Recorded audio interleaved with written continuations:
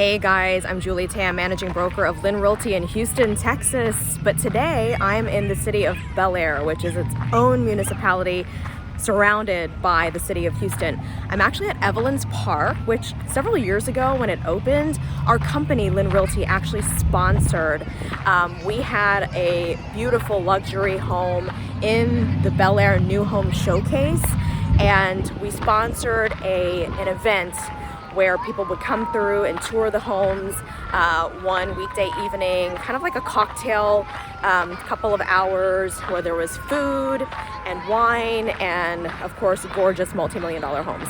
But today the topic is about how to find the best neighborhood for you. I've got 5 main areas of consideration. Certainly there's many more, I'm sure. It depends on how choosy you are, but these are really the big main areas to think about, and then within each of these 5 categories there's sort of subcategories, so to speak. So let me go through them one by one and give you some advice in that regard. Now, for those of you who are very familiar to Houston, this is probably an easier task. However, Houston is so large and sprawling that just because you are from here, I know a lot of people who may have grown up in town and they really don't know the suburbs very well, and vice versa. For me, I grew up in the suburbs, but I went to school and did most of my extracurricular activities in town. So we came into town all the time, every day. I probably spent about equal time in town versus in the suburbs in terms of my own personal life and activities. But we also, I grew up in the company. My mom founded LYN Realty back in 1981. And she had rental properties and also showings and appointments everywhere. You can see Evelyn's Park is kind of under renovation right now, hence the green construction fencing.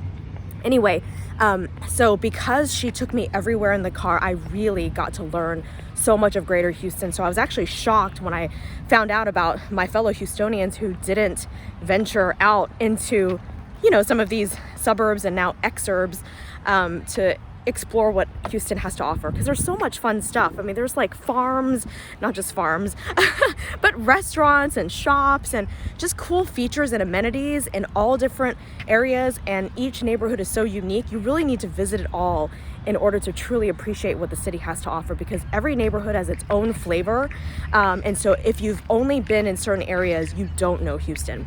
Okay, so the first thing that we want to consider when choosing a neighborhood and how to find out, the vibe of that neighborhood is to visit that neighborhood at different times of the day and also different days of the week.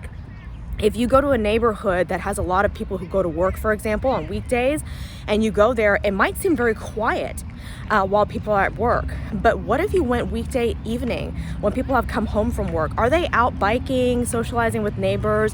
What if you went on the weekend? Are kids out at the neighborhood parks playing sports and whatnot? And also, what if you go at night? Is it quiet? Is it sketchy? These are all things that you need to go to a neighborhood at different times to really get the vibe of. And also, if you're close to, say, like a bar, for example, and there's a lot of activity going on after hours and it's noisy, that's something that you wouldn't know unless you go late at night, because the bars are not really ramping up earlier in the day.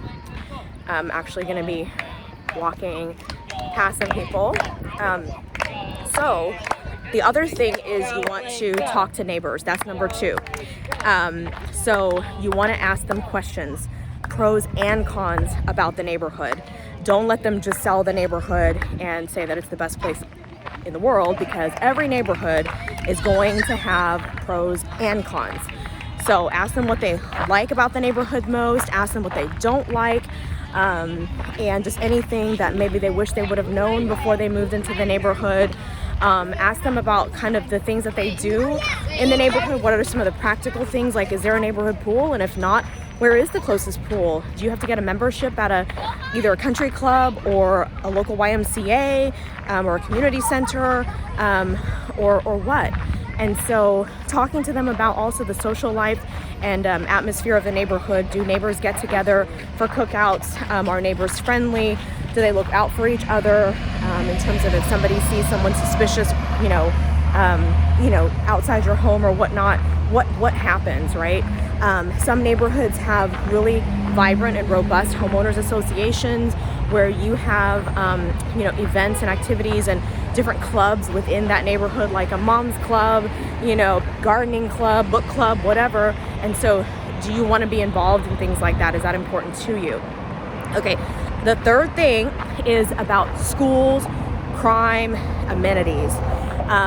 So obviously if you have school-age children, or if you just want to make sure you're in a good school district for better potential resale and appreciation, then you want to know what public schools you're going to be zoned to. And it may be that that neighborhood is divided. For example, one neighborhood I have a lot of knowledge of is Westview Terrace, which is just north of I-10. Only about 5 streets are zoned to the esteemed Memorial High School, which if you look at that school on har.com, you'll see that it has an A rating. The other streets, the vast majority of the streets in that neighborhood, which that neighborhood has, $1 million plus homes and some older ones that haven't been demolished and rebuilt as the newer homes. But a vast majority of the streets are zoned to another high school that is not so good. And so just because one street in the neighborhood is zoned to a school or certain schools, do not assume that the rest of them are as well. Okay, and I mentioned about crime and amenities. So crime, you want to look at the city's police department website. Not every city has this, but Houston does, which is great. It's going to show you the different types of crime and the dates which they were reported to have happened, and you can see the address, more or less, where the crime happened within a couple of houses. But that gives you a good idea of what's going on during a specific period of time. You can look, say, over the past 6 months or the past year, whatever time frame that you want. Realize that crime happens everywhere. This is a huge metropolitan city. There is really no neighborhood that is free from crime. But you can see patterns, right? And some crimes are more worrisome than other crimes, like obviously armed robbery and burglary of habitation. Home invasions are going to be scarier than just little, car break-in if your car's parked on the street and you leave valuables in view, for example. Okay, and amenities are important because you want to know, are there parks nearby if that's important to you, running trails, dry cleaner, car repair shop, certain banks that you bank with, restaurants, fast food places, drink shops, bubble tea. Heck, that is important to me. Okay, so think about what's important to you and how far do you need to go for those things. Where are the nearest gas stations and grocery stores? Those basic staple needs, okay? And then, let's see, I think we went through those categories. Number 4, if you care about these things, which most people do, but even if you don't, think about resale. We're talking about noise pollution, odor, actual pollution, and also eyesores. So hitting your different senses, okay? So noise, right? Are you near a busy thoroughfare, interstate, freeway? Are you in a flight path? Which if you just go look at a home for 20 minutes, an airplane may not fly by unless you're right in the direct flight path of a very busy airport. But even a smaller airport can make quite a lot of noise if a small plane goes overhead. So, you want to either stay there for a while or look at the national transportation maps online that will show you these pathways and how noisy it is. There's also noise maps that show, I've done a video on this previously, different colors meaning how noisy that area is. Let's see, what was the other? Oh, pollution, smell. Okay, so we talked about hearing. Another sense is smell. You could be near a landfill, a sewer treatment plant, a chemical plant. The wind blows in a certain direction and you are smelling it outside your home, which means you'll never want to spend any time outdoors. That's no fun. Okay, and then eyesores. So if you are near a high voltage power line, that does not look good. And it's also been shown in studies to potentially cause cancer. So it's very controversial. A lot of people don't like living near those. So it would be a huge detractor when you try to go and resell your home later on, which is definitely a huge possibility. If you're looking to rent, these things are not as important because renting doesn't have as much permanence, of course, unless you're thinking of renting long term, but you're not going to own the home. You're not going to be worried about resale potential and pricing and that sort of thing. So anyway, so just these things are clearly more critical when we're talking about buying a home. All right, and other eyesores could be that you're backing up to something that just looks bad, whether it be industrial, commercial property. Those can also bring with it noise pollution, right? If you're near a nightclub or a bar. And a railroad track is another type of noise pollution, and also potentially an eyesore. And just anything that you find unattractive. On the opposite end of the spectrum is the opposite of an eyesore, which is something that is attractive, like a waterfront property or a park across the street, beautiful trees, oak tree canopy on the street or whatnot. So there's, it can go either way, good or bad.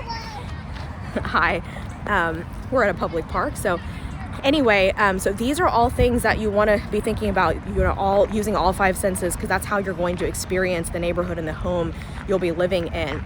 Also check the cell phone signal. Is it good in that area? Because you may have to get one of those signal boosters or change cell phone carriers. Some cell phone companies have better signals in certain places.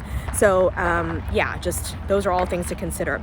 And finally, the last thing, the fifth thing that you should do to try to explore and determine if a neighborhood is best for you is if you know someone in that neighborhood that you can stay with, like an overnight or a weekend stay, or look for an Airbnb.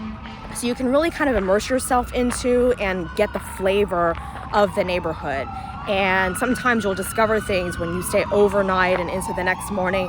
Stay for at least a 24-hour cycle. If you can stay for a few days, even better, but sometimes we don't have time for that, especially if you're seeing a home and you need to make an offer. You don't have time for that type of research. So if you're eyeing a neighborhood and you really want to target a neighborhood and you're just waiting for that house to come on the market, then of course you have extra time at the outset to do this kind of research by going and staying in the home to get a feel for the neighborhood.